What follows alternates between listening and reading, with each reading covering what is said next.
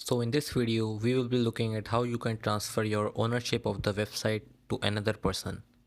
So first you need to click on settings and then go to permissions.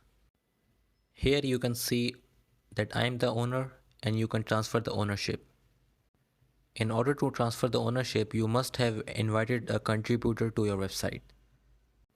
In previous video, I have shown you how you can invite contributors, so please check it out as well. So anyways, after inviting contributor, you need to click on transfer ownership.